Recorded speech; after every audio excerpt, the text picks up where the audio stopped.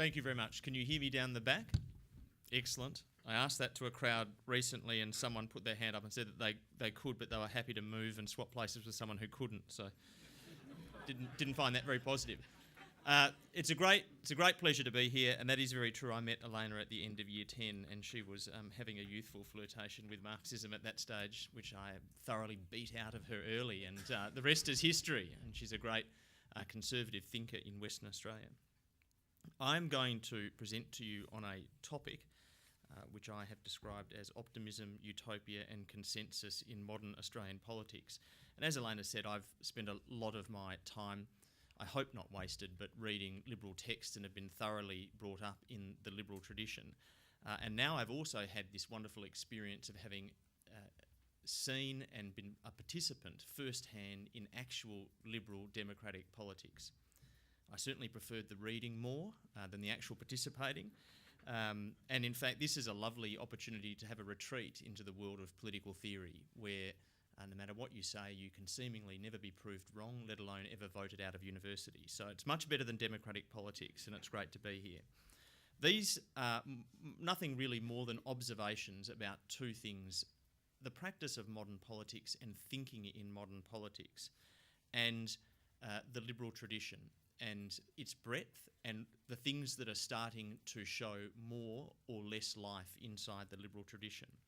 And to anticipate the conclusion that I'll be giving to you, it is that inside the broad liberal tradition, there is something that is emerging which is thoroughly dangerous and which is starting to infect the minds of practical political operators, elected representatives, and it's what I will call here liberal democratic utopianism.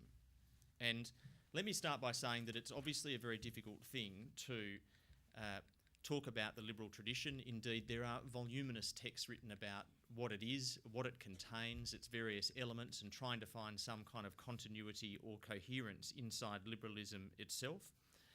And then you also face, with a presentation like this, significant hurdles in defining within any kind of broad parameters what utopianism is.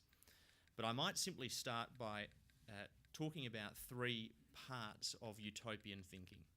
And I don't mean to present you with an exhaustive definitional criteria that you can go and look at any thinker or project and say this is or is not utopian, but I think there are certain things about utopian thinking that become readily identifiable.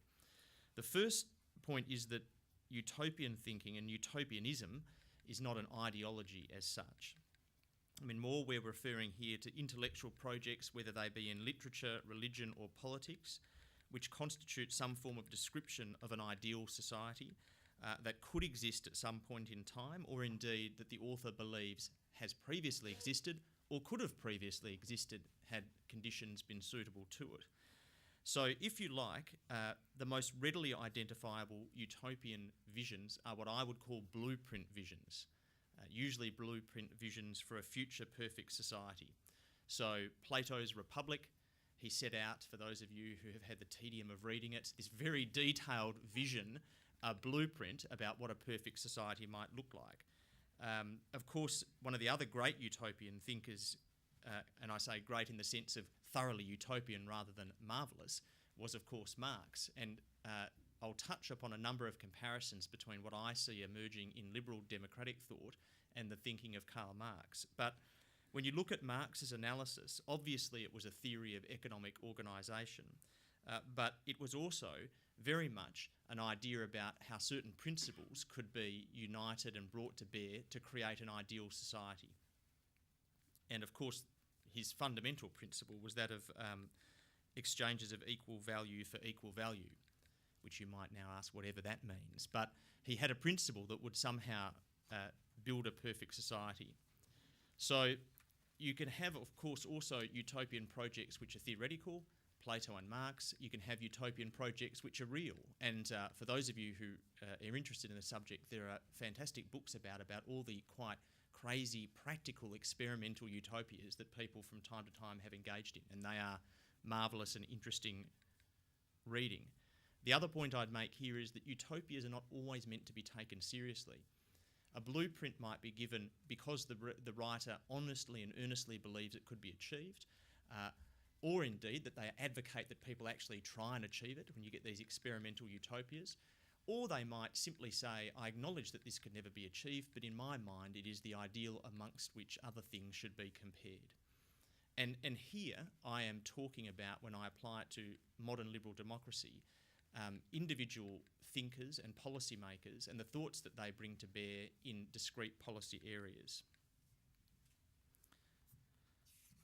So I guess the second point that I want to make as a matter of definition about utopianism is that whilst it is most readily applied to these grand blueprint utopias of Marx or Plato or agrarian socialist thinkers like William Morris, it can also be used as a concept to describe individual persons and their individual thoughts or clusters of thoughts in discrete policy areas.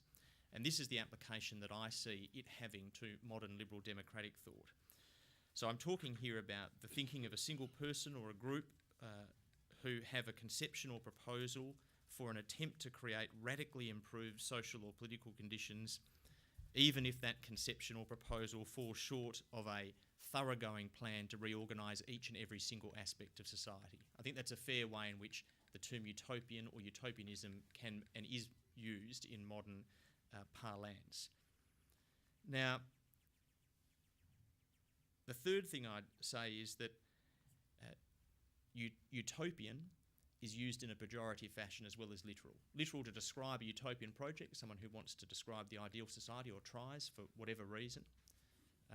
But it's also used in the pejorative sense. And ever since More wrote and used the neologism of utopia to describe his book, and using and borrowing two Greek words, which literally meant good and nowhere.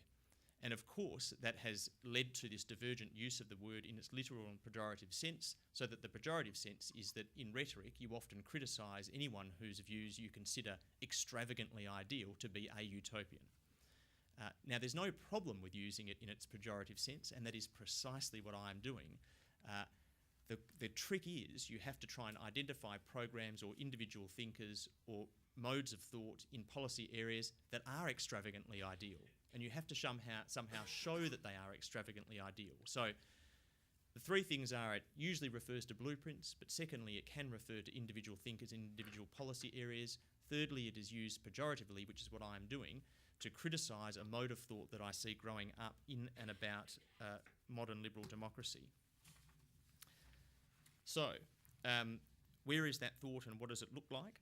I might start with a very famous quote from a former Prime Minister of Australia, Bob Hawke, 23 June 1987, in his campaign launch statement. He said, "We set ourselves this first goal: by 1990, no Australian child will be living in poverty." A very famous statement in Australian politics. Now, in characterising certain strands of thought in modern liberal democratic politics as being utopian, I have to do something more than convince you that there are political opportunists out there who will say things that sell well that they might not necessarily believe. And it's very interesting that 20 years later, Bob Hawke described that statement, and I'll quote him, as a silly shorthand thing. I should have just said what was in the distributed speech. Now, it's a remarkable thing to say, but of course, there's always been over-promising in politics, Australia and elsewhere. And there's been political opportunism. And I have to try and show you something more than that to convince you that a utopian theme in liberal democracy is alive and well. And I might start with some of the most recent rhetoric in liberal democratic circles and some of the most powerful of all time. And I'm going to use that as the starting point to talk about four things: the dominance of science and technology in modern liberal democratic thought. Secondly, the idea of continual political progress in modern liberal democratic thought. Thirdly, the revival of systemic legalism in modern liberal democratic thought. And fourthly, an emergence of a particular view of human nature in modern liberal democratic thought. And the rhetoric that I want to use is some of Barack Obama's wonderful rhetoric. He has told us that we can harness the ingenuity of farmers and scientists, citizens and entrepreneurs to free this nation from the tyranny of oil. And also, we will restore science to its rightful place and wield technology's wonders to raise healthcare's quality and lower its cost. These are quite remarkable statements.